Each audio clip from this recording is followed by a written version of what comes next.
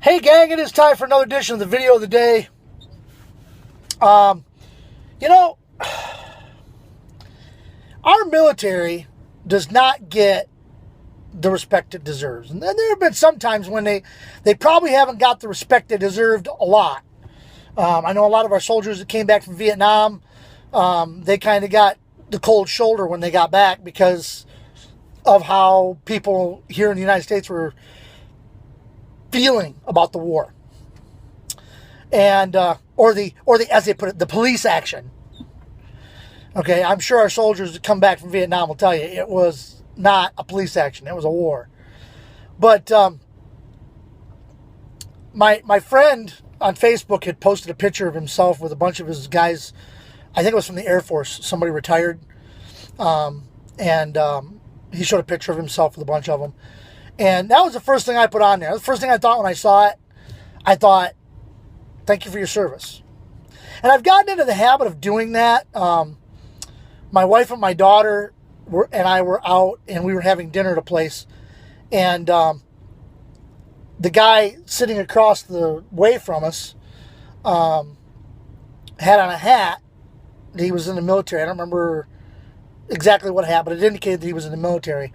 And when he finished his meal and he was getting ready to leave, I stopped him and I said, "Sir, were you in the military?" And he said, "Yes, I was." And I shook his hand, told him, "Thank you for your service."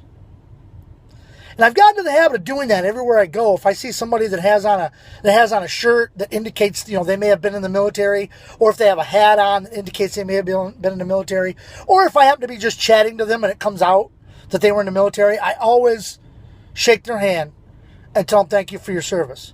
And it's not something that I'm doing just to do it. I'm doing it because they deserve that kind of respect. They deserve that kind of acknowledgement that, hey, you served in the military. And I have freedom in this country to do what I want to do. Okay?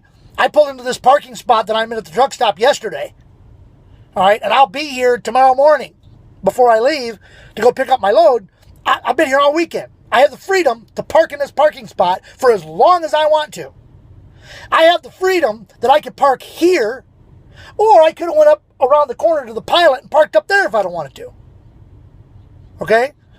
I have the freedom to do that because these ladies and gentlemen that have served in our military have fought and been injured, died, separated from their families for months on end for that particular freedom for us.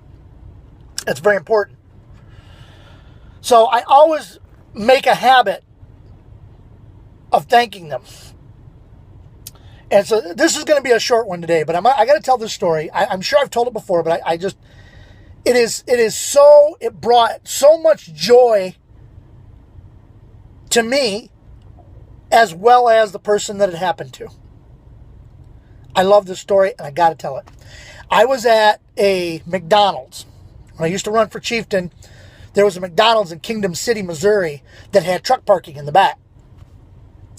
And I was in that McDonald's, and there was an older gentleman and his wife standing there. They had just ordered. And he had a hat on that indicated he was a Korean War vet. And I always ask, because it might not be, they're wearing the hat or the shirt because they're in the military. They might be because their son is in the military or their daughter is in the military, or their dad was in the military or whatever. So I always ask him, I said, "Sir, were you in Korea?" And this guy, just looking at him, his age, was obvious he was probably in the military. He was probably in Korea. And he said, "Yes, sir, I was." And I shook his hand and I thanked him. Matter of fact, you usually shake with your right hand. I shook his hand with my left hand because his right hand was on his cane. I didn't want him to take his hand off that cane. And so I shook his hand and I told him, "Thank you." Boy, you'd have thought I just gave him $1 million. He had a smile from ear to ear. And he said, "Let me tell you something, young man. You are the first person since I came back from Korea that thanked me." And I was just dumbfounded by that. I couldn't believe it. But the smile on that man's face, I'll never forget. I will never forget that smile on that man's face. And it brought me joy that this man who served our country in Korea. Now, what was Korea? Korea was back, I can't remember the dates for Korea, but I know it was like back in the 50s or before. He came back, he's been back for 50 years, and nobody thanked him for his service.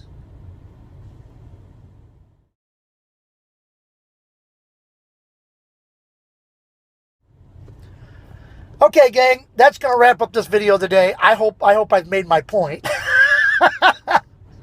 Anyway, so I'm going to get this wrapped up and hopefully get this on very soon for you. Remember, these videos are all pre-recorded. So if you get 2 or 3 of them posted on the same day, doesn't mean I did them on the same day. It just means they were posted on the same day. All right? So until next time, this is your host, Greg, thanking you for watching the video today. Until next time. See ya!